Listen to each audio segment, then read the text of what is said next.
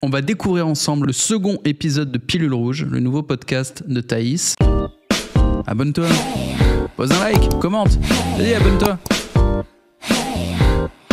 Regardez, il y a déjà 2 épisodes de sa nouvelle émission Pilule Rouge. Premier épisode avec Oussama que j'ai regardé, déjà 75 000 vues. Deuxième épisode là qui est sorti il y a pas longtemps. French Rap Queen, je préfère être sur OnlyFans qu'à la caisse de Carrefour. Tu fais quand même ou pas avec 3 mecs Non, pas 3 mecs. 3 meufs, oui, mais pas 3 mecs. OnlyFans, je pense que tu peux quand même convenir que c'est pas idéal en tant que mère de famille. C'est pas idéal, mais c'est pas toi qui payes mes factures. Il va peut-être te rejeter, t'en vouloir, parce que justement il veut pas être la risée de la récré et ne pas forcément adopter le point de vue de maman est une girl boss libérée qui se met à poil sur internet. Mais tu sais que tes enfants ils vont se manger un ouais ta mère son... Je suis obligée de faire de l'argent.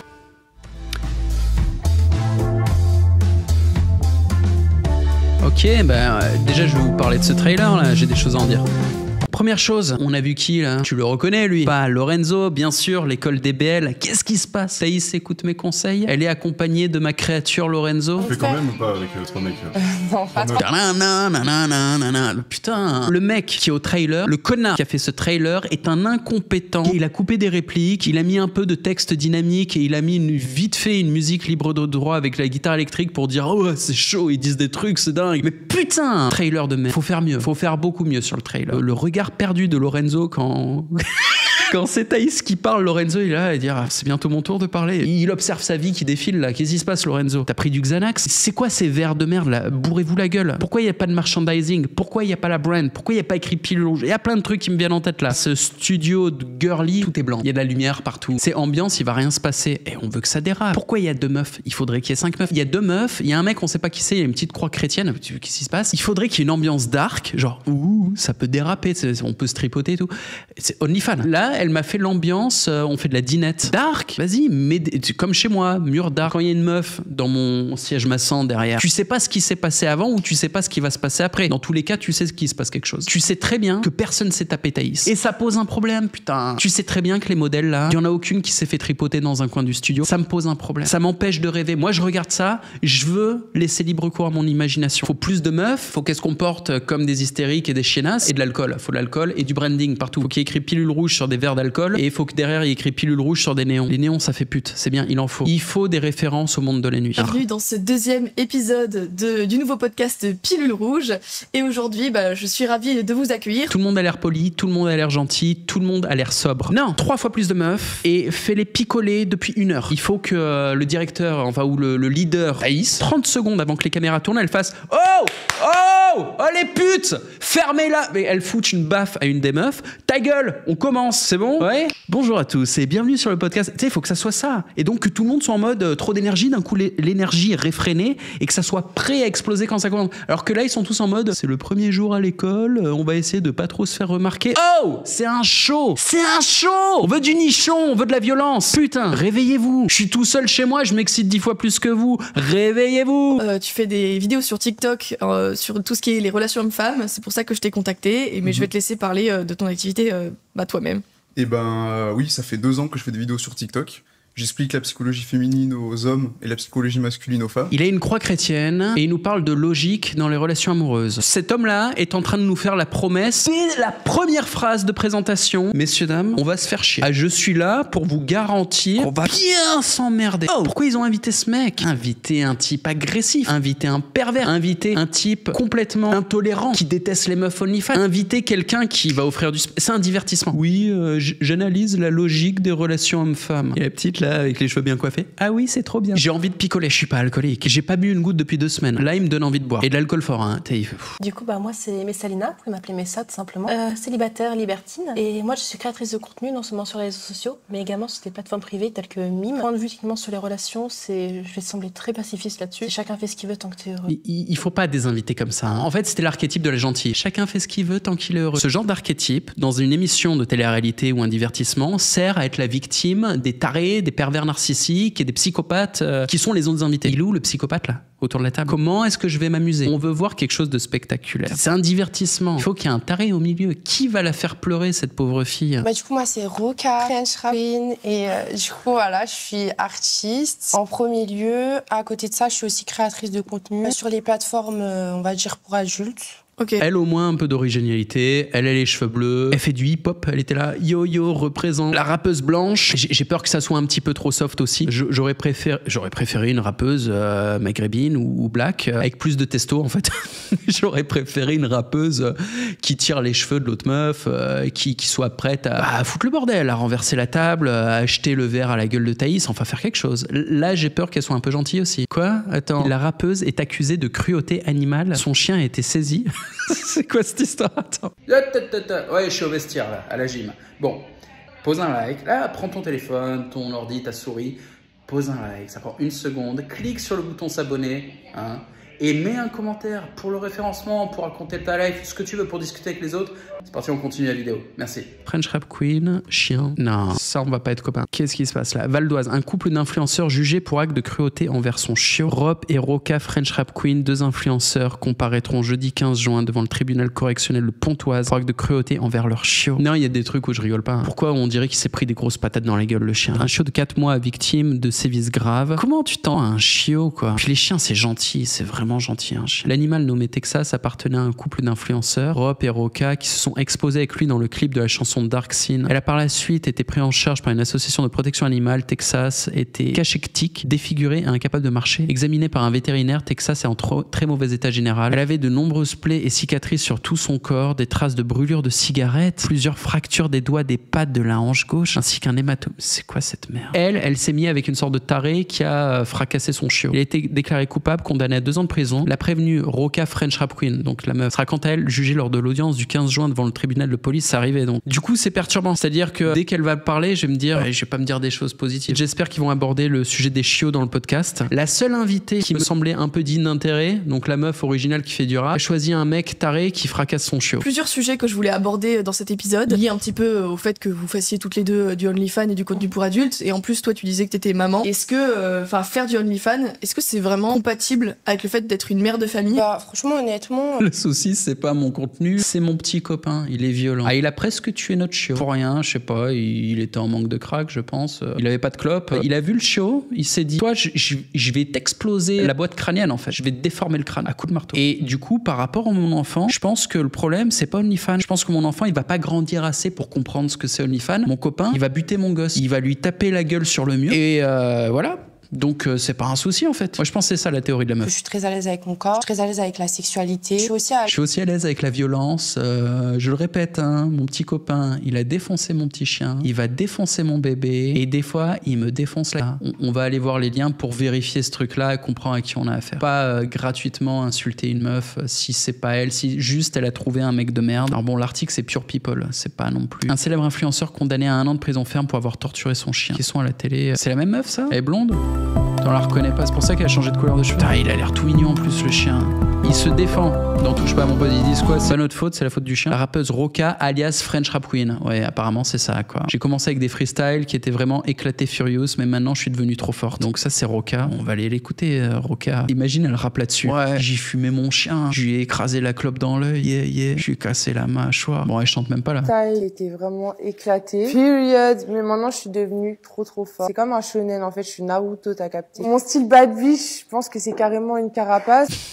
J'avais l'air trop gentille. Je me suis dit, qu'est-ce que je pourrais faire pour avoir l'air méchant? Et là, je me suis dit, j'ai une idée de génie. Un chiot, ça coûte combien? J'en ai parlé à mon mec. Il était défoncé. Il a fait, ouais, ok. On a trouvé un chiot. Je vais leur montrer, je suis une tarée. Je suis une folle. En plus, le chiot, il va faire quoi? Il est tout petit. Je le nique. Moi, je nique les pitbulls. La France en avance.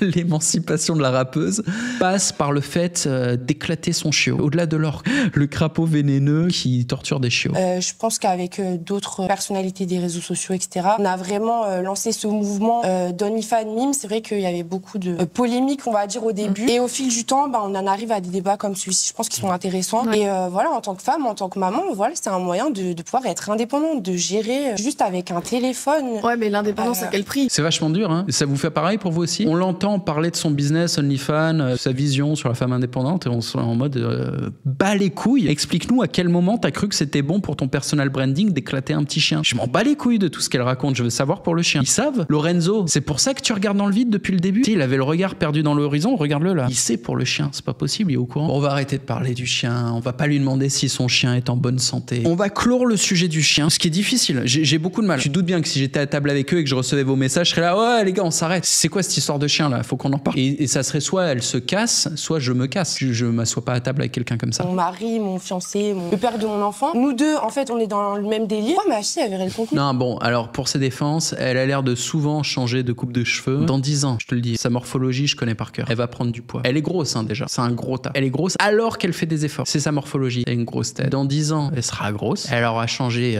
14 fois de coupe de cheveux. Elle aura un style complètement différent. Et pourra tout nier en bloc. Il suffit qu'elle en parle pas. Mais c'est elle qui fera la connerie d'en parler à sa fille, je pense. De lui sortir, elle dit, ah, ça c'était maman, tu vois. C'est toi, je te reconnais pas. Si, je te jure, regarde. Tu vois le tatouage sur le front, c'est le même. Elle l'a pas encore. T'as pas remarqué, elle a des tatouages sur la main. Bientôt sur le front. Et donc elle dira, regarde le tatouage. T'arrives à lire?